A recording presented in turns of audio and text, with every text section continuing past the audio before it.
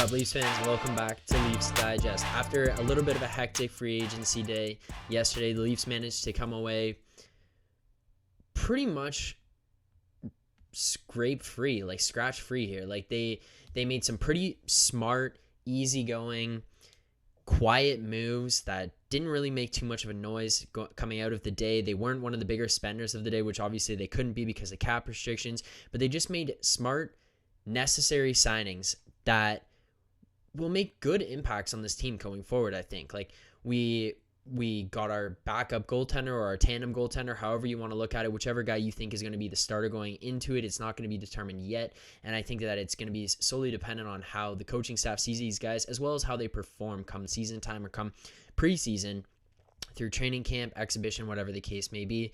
They added some depth guys. They added a little bit to fill into some of these holes of guys leaving, going from last season, going into next season. And I think that the Leafs managed to have a pretty solid free agency day here. They didn't overspend on anybody necessarily, and I think it was pretty good. Now, before we kind of jump into some of these signings and start breaking them down, there's two things I want to jump on here early. One of the guys that Josh mentioned was his big free agent that he wanted to go after.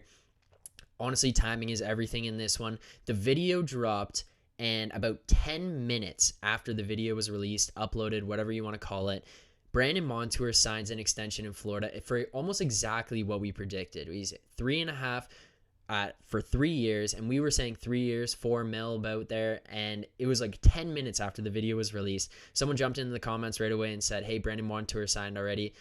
We know we didn't overlook it and record the video anyways, despite the fact that he had signed. We weren't out of date in terms of not knowing that he had signed. The video released, and then 10 minutes later, Brandon Montour announces an extension in Florida. So good for him, but also just a little self-pat on the back there for predicting that contract, kind of knowing where his cap was going to come in and approximately how many years he was going to get. The other thing, my guy that I wanted to go after was Braden Holtby. I predicted him around $2.5 million. I said probably about 1 to 2 years if the Leafs could get him. There's a bunch of people who came at me saying that was an expensive contract. There's no way we could sign Braden Holtby, that he wasn't going to come in at the cap that we had kind of necessarily set for him. Well, signs a 1-year deal in Dallas worth $2 million. So unfortunately, we didn't go and get Braden Holtby. I kind of would have liked to see him. I'm not upset with the guy that we did go and get. That was just my thought on someone we could go and get that would be a tandem goaltender or could take over the role as a starter based on experience, age, the fact that he's won a Stanley Cup, and what he could fit in at the cap. I thought he was going to be a $2 million guy, $2.5 million at max, and he ended up being $2 million in Dallas. So shout out Braden Holtby, good for him. Unfortunately, our projections didn't go down that way. The last one that I want to jump on here actually is Mikael Granlund. That was one that I was really hard set on. I thought Mikael Granlund for sure was going to be a Toronto Maple Leaf. I think he kind of surprised a lot of people, whether it just be the insiders themselves, hockey analysts, whatever the case. I don't necessarily think anyone projected him at the cap hit that he ended up re-signing in Nashville. I think it was $5.5 million deal. It's a little bit higher than I think anybody really would have paid on the open market. I think Nashville was a little bit desperate considering they had moved out a bunch of guys. They were looking at they had moved out Victor Arvidsson via trade. They were probably struggling a little bit. They lost a guy in expansion, and then they weren't really going to get many free agents coming back. Pekka Rinne leaves in the offseason as well, retiring. So they're just looking for some sort of familiarity and certainty. It's not an overly egregious deal signing $5.5 million, but that's a bit of an overpayment, I would say, for Mikael Granlund for what he's done in the past and for what he could do. I would imagine the Leafs were probably still kicking tires on him at $3.5 million. It was rumored that they still were continuing to press and see what they could get out of him, but unfortunately that prediction by myself did not go as planned. Now, jumping into the free agents that the Leafs did end up signing. The first one here, this is the biggest one of all of them. Honestly, it is the one guy one position that everyone was looking at as where do we fill this hole? How do we go out and acquire a guy who can play tandem minutes? We weren't really looking for a starting goaltender. Everyone, I think, had kind of fallen in love with what Jack Campbell did last year. I was really high on him based on what he did last season and kind of his rising throughout his career. The better he's the more he's played, the better he's gotten. The older he's gotten, he's just continued to get better and better as a goaltender, as a backup, as a tandem, whatever you want to call it. And then last year, went on an absolutely stellar run, really knocked it out of the park, and kind of just said, like, this is my net. I'm going to take it. I'm here to stay. And I think that a good, solid tandem is probably the better way for him to go and better way for him to play, because he doesn't have to fear for losing the net. With Freddie, he was probably like, if Freddie goes back in here and Freddie plays a good game, Freddie is the starting goaltender and I am Freddie's backup. Whereas when Mrazek comes in here, Mrazek is coming from a tandem situation in Carolina. 2 years ago, it was him and Reimer. Last year, it was him, Nedeljkovic, and a little bit of Reimer, actually. They had a bit of a three goalie carousel going on there. And this is a guy who's used to playing in a tandem situation. He can be your 1A, 1B, and Jack Campbell can continue to build on what he did last season and in the seasons prior to, because he was a good goaltender, not great. Last year, he was a great, maybe excellent goaltender, if you want to call it that. Now, if Campbell slips up, Mrazek can go in. If Mrazek slips up, Campbell can go in. And these guys can push each other to elevate their games to the next level. More specifically on Mrazek here, he's a 29-year-old goaltender. He won't be 30 until February of next season. 6'1", 190 pounds. Doesn't necessarily matter when you're looking at the goaltender position. You're really just looking for a guy who can stop pucks here. The Leafs signed him at 3 years, $3.8 million until the 2023-2024 season, which it's not too much term. It's probably more term than most people expected. I think a lot of guys were thinking he was going to come in 1-2 year deal, whoever the goaltender was going to be that they signed. Now with Mrazek, it does add a little bit of certainty though, because he's going to have 2 years left after Jack Campbell becomes a free agent, which does give the Leafs something to rely on, something to fall back on here. With Campbell, if he has an excellent season, they can't afford to bring him back. You have Mrazek in net. Now you look for a backup for Mrazek if Mrazek ends up playing well. If not, then you're only locked in at $3.8 million. It doesn't kill the cap, and it's less than Freddie Anderson was asking for it anyways, as he goes to Carolina and grabs $4.5 million there. So this is only a 4.66% of the cap hit, and it's for a pretty good goaltender, honestly. He's 900 save percentage or more every year that he's been in the NHL. The only time he dipped below, he's at an 891 with Philly when he was there for 17 games in the 2017-2018 season. Aside from that, 2018-19, 40 games played, 2.39 GAA, .914 save percentage, and his record was 23, 14, and 3. Now 2019-2020, 40 games played again, 2.69 GAA, .905 save percentage, and a 21, 16, and 2 record. And then last year with the 3-man goalie carousel and a shortened season, he played 12 games, but he had a 2.06 GAA, a .923 save percentage, and his record was 6, 2, and 3. This is a guy you can look at here as someone who he's very clearly been able to split the net in the past at least 3 seasons that he's been in the NHL. 40 games played. You're right there. You're at your almost half of your 82-game season. Very clearly, he's like a 50% split on this. And then last year, 12 games played. It's not quite near your 50%. You're more looking at a quarter of the season, 25% of the season. That being said, he did have competition from Alex Nedeljkovic, who ended up being nominated for the Calder Trophy, moves on to Detroit. Interesting move there. But he also had to split the net with James Reimer, who was fighting for position as well. And then Mrazek did deal with a little bit of injury. Just ended up playing 1 game with Chicago Wolves there. I'm pretty sure he actually had like a 956 save percentage. Played really well in that 1 game that he played. But this is a guy who, in 10 years in the NHL, 275 games played, a 2.59 GA, not the greatest in the world, .911 save percentage, and his record is 128, 96, and 31. But he's clearly showed that throughout the time that he's been in the NHL, he's just gotten better and better every single year that he's been here, which I think is an absolutely great thing for the Leafs and very, very promising moving forward. I'm really happy with this goaltender signing. I think that I looked at an article from James Myrtle. He said one thing specifically that stood out was that he's an upgrade from last year's Freddie Anderson. And regardless of if you think he's better than Freddie Anderson or not, what Freddie Anderson did last year and the season before, he's been better than. Statistically, over the last 2 years, Mrazek's numbers are better than what Freddie Anderson's were in the last 2 years. And yeah, you can look at last year and say, well, Freddie was injured and Jack Campbell went on this miracle run and it's small sample size, whatever. But we're looking at right now. We're trying to win right now. Within the next 1 to 2 years, we're trying to win the Stanley Cup. Like every single year that it comes up, we're trying to win right now. And if Mrazek gives us a better opportunity in this tandem situation than Freddie Andersen has, and Freddie Andersen has proved to us he couldn't get past the first round. It's not solely on him, but he's been a part of it. He's been a goalie that hasn't been able to win and make those big saves when we need them to be there. Maybe it's just time for that shakeup. It's time for a guy who can split the net with Campbell, has been better than Freddie Andersen in the last 2 years, doesn't kill us on the cap, and gives us some kind of certainty. Yes, there's a little bit of inconsistency in his game, but for the most part, he's been a really good goaltender, and he continues to improve. So I think this is a good signing for the Leafs. Honestly, if we're going to give it a Babcock grade here,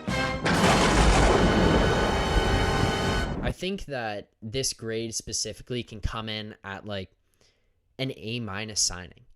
We weren't looking for a starting goaltender. We were looking for a backup, and better than a backup, we were looking for a 1B, and I think this is precisely what Petr Mrazek does. He doesn't kill the cap. He doesn't blow you away and say, oh my God, this guy needs to be our starter, and if he doesn't perform, then he's a bust as a starter, and he's not a guy that you look at and say he's strictly the backup. He's a guy who's a tandem goaltender. He's proved to be able to play the tandem, and I think this is a pretty reliable signing. Moving on here, we got David Kampf was another signing, one of the 7 signings, actually, according to James Myrtle. David Kampf comes in 2-year deal, $1.5 million AAV. And David Kampf, honestly, he kind of took an absolute beating from the analytics community. Last year, he played 56 games. He had 1 goal, 11 assists. This guy's not going to score a lot. His career high was 19 points in 2018-2019. His most goals he scored in a season was 8 goals in one season in the 2019-2020 season. But this guy is a 6'2", 187-pound center/winger. He's really, really good on draws. He's incredible defensively. He plays a lot of his minutes against top-line guys, and he's a very, very strong penalty killer. This is exactly what the Leafs needed in terms of filling a hole with Zach Hyman leaving. And on top of that, the fact that this guy can actually take faceoffs on the penalty kill is above and beyond what we could have asked for. Because our faceoff guys was Jason Spezza, take the draw, get off the ice. Austin Matthews, you don't want him out there for the penalty kill, so he's not playing those minutes. John Tavares would slot in and here and there on penalty kill, but it was mostly just to take a draw and get off the ice. So when that wasn't happening, Tavares wasn't out on the ice, or he was taking faceoffs and getting out, and you want a guy who can take a faceoff and stay on the ice, and that's what David Kampf offers us here. He plays a lot of penalty kill minutes, plays a lot of minutes against top lines. He can play very well defensively, and he can slot in at that third line center position, which is really, really nice because it allows us the opportunity to move Alex Kerfoot up into the lineup into the top 6 positions as a winger, which I think a lot of people, including myself, believe that he's a better winger than he was a center. He performed better with the Leafs on the wing. He looked more comfortable out there, and he didn't excel at faceoffs. He wasn't bad at them, but he didn't excel, which you got to have guys who can win faceoffs. And if this guy can win faceoffs, then I think we're looking at a position where we come away with this one with a really, really good signing. 1.5 mil, it's a little more than people really thought. It's kind of what Wayne Simmons had last year, but it does not kill us on the cap again. So I'm really happy with this. And again, going to Myrtle, if he kind of projected him on the third line, slotting with Engvall, Kampf, and Mikheyev, that's a very, very good defensive, fast third line that can shut guys down and win faceoffs. So I'm really happy with the signing of David Kampf, and if I'm going to give it a grade, honestly, for this grade, I'm going to have to go with like a B+. I think it's a little bit expensive for $1.5 million for a guy who scored 1 goal, but the flip side of this, which kind of doesn't take it below that B mark, is that we don't need guys to score goals. We have Austin Matthews, William Nylander, John Tavares, Mitch Marner. Like, those are the guys who score goals. Even Alex Kerfoot is a more skilled guy who can score goals. Why do we need a third-line center to score goals? We don't. He can just slot in there, win faceoffs, kill penalties, face off against top offensive lines. It's perfect for what this team needs. Again, one more signing here that really stuck out before we get into some of the just depth signings is Michael Bunting. He was one guy that surrounded this team a lot here. His name was circulating. He's 25 years old, 5'11", 196 pounds. He's a left wing / right wing, and he's had a very, very short stint in the NHL. They signed him at $950K for 2 years. I think this is pretty good because it doesn't kill us on cap, and this is exactly what this team needed. They needed role guys to fill in here, fill out this roster, and just play up to the level of the spot that they're in, and whether that be he's a third line guy or he can play up and be a second or first line guy on a very, very cheap contract, then I think that this is perfect. I don't see him being a guy that sits alongside Austin Matthews, Mitch Marner, or John Tavares and William Nylander necessarily, but I think he's a guy that can fit into that bottom six and maybe push a bottom six guy up. And if he can perform and play at a top six position, we've got such extreme value on that $950K contract that it's hard to be mad at this one. One couple things that stand out for him is he played for the Sioux Greyhounds. He's very familiar with Sheldon Keefe and Kyle Dubas. And I mean, last year he did kind of break out. He 21 games played, 10 goals, 3 assists, 13 points at the Arizona Coyotes, but he has a very, very small sample size. 26 games played in the NHL total. It's kind of where he caps out at. And we don't know too much about him, but it is being reported that he took less than what the market was offering for him to come to Toronto. So clearly the rest of the NHL does kind of see some value in him, even maybe a little bit more than the Leafs were signing him at. So an Ontario kid coming back here, familiarity with Sheldon Keefe, Kyle Dubas, and my grade for this one, I'm going to just straight up give this one a B. We don't know too much about him, but I don't think it's a bad signing. And the best part about it is $950K. It is not a significant cap commitment, which again, like this team, when you have minimal cap and you got to sign on these guys, like it's great to have guys who can fit in here for under $1 million. So I think this is a good signing. It doesn't blow us away. It's not a huge name, but again, we have these huge top four guys and good defensemen, and we just signed a great tandem goaltender. Why do we need to go out here and sign the biggest names in free agency? The answer is we don't. And so it's a good depth guy to fit in here and fill out this rest of this roster as we move forward. Now, a couple of the other guys on the final 7 guys who were signed here: Michael Amadeo, 1 year, $750K. Alex Biega, 1 year, $750K. Like these guys all 1 year, $750K. Carl Dahlstrom and Curtis Gabriel. Amadio and Curtis Gabriel are both wingers / centers. They're younger guys. Amadio is 25 years old, 6'1", 205 pounds. Not too many games played, 173, probably more than you'd actually think. 16 goals, 24 assists. He's not a crazy points guy, but he does have some NHL experience. He'll probably just slot into the Marlies and hopefully be a depth guy that you can call up when need be. Alex Biega and Carl Dahlstrom. These ones are guys that will be competing for that 7th defenseman position, with Timothy Liljegren moving up and down between the NHL, AHL, being called up as need be. And the thing is with Alex Biega, 33 years old, 241 games played in the NHL, right-handed defenseman who can play the penalty kill, which is very important to this team. So I like that addition, but all these guys are going to be Marley guys anyways. And I think that's an important note, because when you go to Cap Friendly and you search up the Leafs salary cap situation, it's listed as $855K remaining.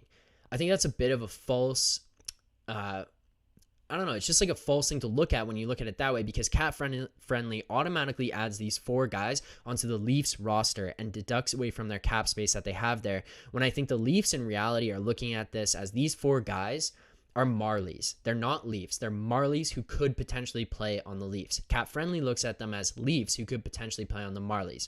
So if you take away their contracts, the Leafs really still have between $2 to $3 million to spend on another free agent, which could be a guy that fits in that third line.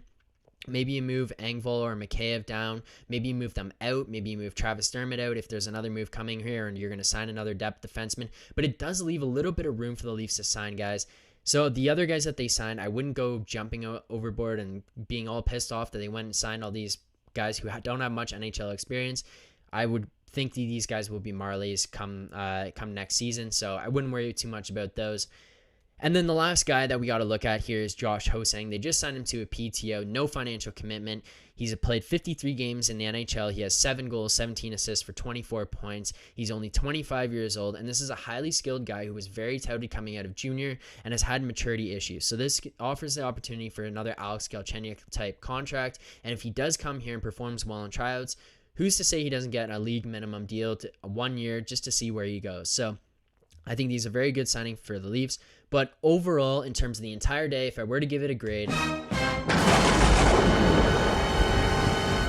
I think my grades for the day by the Leafs, honestly, in reality, I'm probably going to give them an A-. We went out and got our tandem goaltender. We didn't sign anybody crazy. And the only reason I would even go minus over an A is just because of that 1.5 on David Kampf. I think that's a little bit much. And like when you look at what we did for Wayne Simmons last year and kind of how that ended up panning out, it's a little bit scary to say that we'd give him $600,000 more than we'd give Michael Bunting when we don't really know what the offensive upside of David Kampf could be. That being said, his defensive ability doesn't really scare me that much. I know he's going to be really good defensively, kick code penalties, so that's a positive there. But when you look at the Leafs compared to what a lot of other teams did on free agency day, they didn't go out here and overspend. They didn't spend ridiculous dollars on third and fourth line players or depth defensemen, as a lot of other teams did, offering out $5-6 million to guys who are going to be third line players, or they're going to pay these guys who are third line players and expect them to play higher up in the lineup, which they can't do, and there's just going to be a waste of that cap. So overall, Leafs free agency day, A-. I'm pretty happy with it, and I still think there's more signings to come, whether that be after trades come or just with that like $2 to $3 million that I mentioned that they have left over. While the next wave of forwards comes in, I think a guy to look out for would be Nick Ritchie coming up here. I think he'd be a guy that I would be very interested in targeting as the summer progresses. And there's going to be other forwards here who didn't get deals on day one that they quite expected. And they'll be looking for lesser deals as the rest of the summer goes on because they want to play hockey next year. So I think there's going to be more guys that come up. There's going to be guys available via trade. And I'm pretty excited about the first day of signings. I think an A- is a good grade considering we filled out that most important role of a backup/tandem goaltender. And we didn't overspend. We do still have a little bit of cap space left, and we've actually managed to fill a bunch of holes here, and we have some guys who are very promising. So overall, I'm pretty happy with the day. I think there's going to be more to come from the Leafs. And if you're happy with this breakdown, if you like this breakdown, if you disagree with any of my takes, let us know in the comments below. Make sure you like, comment, subscribe to this channel. And the other thing is, if you are a Raptors fan, an NBA fan, whatever it is, if you love basketball, make sure to go check out Courtside Digest and Raptors Digest. The draft is tonight. Masai Ujiri is all over the map making some moves here. Some exciting stuff coming out of there. So make sure you go check out those channels. Like, comment, subscribe over there. Those are our guys over there. They set us up here at Leafs Digest, got this ball rolling for us. So show them some love, show them some support before the draft tonight. More exciting things coming from them, more exciting things coming from us. We look forward to seeing you guys soon. So Leafs fans, keep believing.